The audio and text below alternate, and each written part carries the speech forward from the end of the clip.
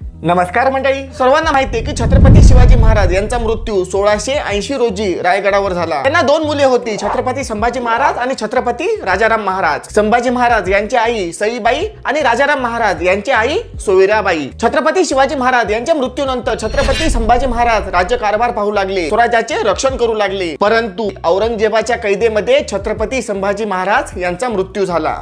तर आपण बघणार आहोत छत्रपती संभाजी महाराज यांच्या मृत्यूनंतर स्वराज्याचं नेमकं काय झालं, स्वराज्याचा कारभार कोणाच्या हाती गेला। माहितीये का? नाही ना, मी कशाला आहे, मी सांगतो, ऐका।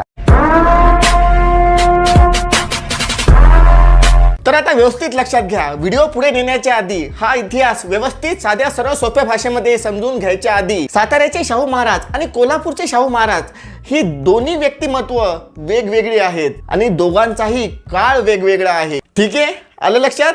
तर चला पुढे। जसं मी आताच म्हणलो होतो की 1689 मध्ये औरंगजेबाच्या कैदेमध्ये छत्रपती संभाजी महाराज यांचा जेव्हा मृत्यू झाला, त्याच काळामध्ये औरंगजेबने छत्रपती संभाजी महाराज यांचा मुलगा शाहू महाराज यांनाही कैदेमध्ये घेतलं होतं। त्यानंतर मग छत्रपती संभाजी महाराज यांच्या मृत्यूनंतर राजाराम महाराज काही काळ महाराष्ट्रामध्ये राहिले आणि त्यानंतर ते तामिळनाडू मधील जिंजी इथल्या मराठी स्वराज्याच्या मुलखात गेले। तेथून ते महाराष्ट्र आणि जिंजीचा कारभार पाहू लागले। त्यानंतर तेथे त्यांनी 8 वर्ष राज्यकारभार केल्यानंतर 1698 साली ते पुन्हा महाराष्ट्रामध्ये आले आणि त्यानंतर ते 1700 पर्यंत महाराष्ट्रातच राहिले आणि वयाच्या 30व्या वर्षी सिंहगडावर राजाराम महाराज यांचा मृत्यू झाला। आता राजाराम महाराज यांच्या मृत्यूनंतर त्यांची पत्नी ताराराणी यांनी आपला मुलगा दुसरे छत्रपती शिवाजी महाराज यांना राजगादीवर बसून राज्यकारभार सुरू केला। आता सर्वांनाच माहिती आहे की ताराराणी या हंबीरराव मोहिते यांच्या कन्या होत्या। त्यांना महाराणी ताराबाई असं देखील म्हटलं जायचं। त्यानंतर मग 1707 साली जेव्हा औरंगजेबाचा मृत्यू झाला आणि औरंगजेबाच्या मृत्यूनंतर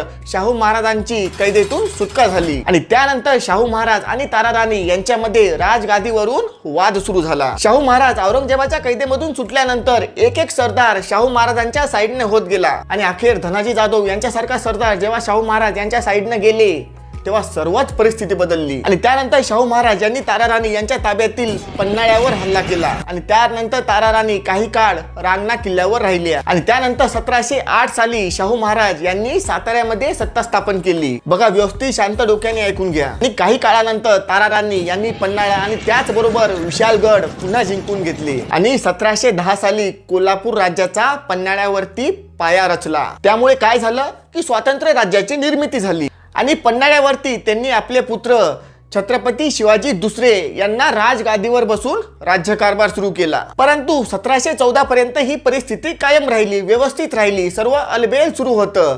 परंतु राजाराम महाराज यांची दुसरी पत्नी राजसबाई आणि त्यांचे पुत्र दुसरे छत्रपती संभाजी यांनी अचानक ताराराणींना बाजूला करून राज्यकारभार पाहिला। त्यानंतर ताराराणी आणि छत्रपती शिवाजी दुसरे यांना पन्हाळ्यावर नजरकैदेमध्ये ठेवलं आणि नजरकैदेमध्येच छत्रपती शिवाजी दुसरे यांचा 1727 साली मृत्यू झाला आणि त्यानंतर ताराराणी साताऱ्याला शाहू महाराज यांच्या आश्रयाला गेल्या आणि त्यानंतर 1731 साली शाहू महाराज आणि कोल्हापूरचे दुसरे संभाजी महाराज यांच्यामध्ये वारणेचा तह झाला। आता वारणेचा तह म्हणजे काय? तर वारणा नदी। आता म्हणजे काय? वारणा नदीच्या उत्तरेस शाहू महाराज यांचे सातारा संस्थान आणि दक्षिणेस संभाजी महाराज यांचे कोल्हापूर संस्थान अशा 2 राजगाद्या तयार झाल्या। ठीक आहे, चला पुढे। आता साताऱ्यामध्ये शाहू महाराजांनंतर वारसा नसल्याचे स्पष्ट होतात, वारसा नसल्याचे दिसून येतात।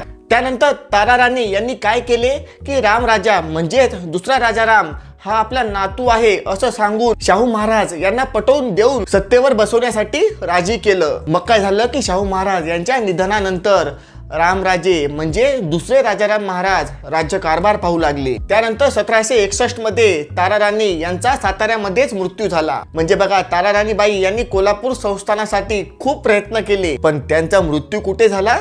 साताऱ्यामध्ये। त्यांची इच्छा होती की कोल्हापूर संस्थानात आपला वंश राजगादीवर यावा, परंतु त्याऐवजी सातारा संस्थानात आणण्यामध्ये त्या यशस्वी ठरल्या। ठीक आहे, आता पुढे मग ताराराणी यांच्यानंतर सातारा संस्थानचं काय झालं? मग त्यानंतर 1777 साली रामराजे म्हणजे राजाराम दुसरे यांचाही मृत्यू झाला। त्यांनी शाहू राजे दुसरे यांना दत्तक घेतले आणि त्यांच्या मुलाचे नाव प्रतापसिंह। 1818 मध्ये मराठा साम्राज्य संपुष्टात आलं, परंतु प्रतापसिंह यांना साताऱ्यामध्ये नव्याने राजपदावर स्थानापन्न करण्यात आलं।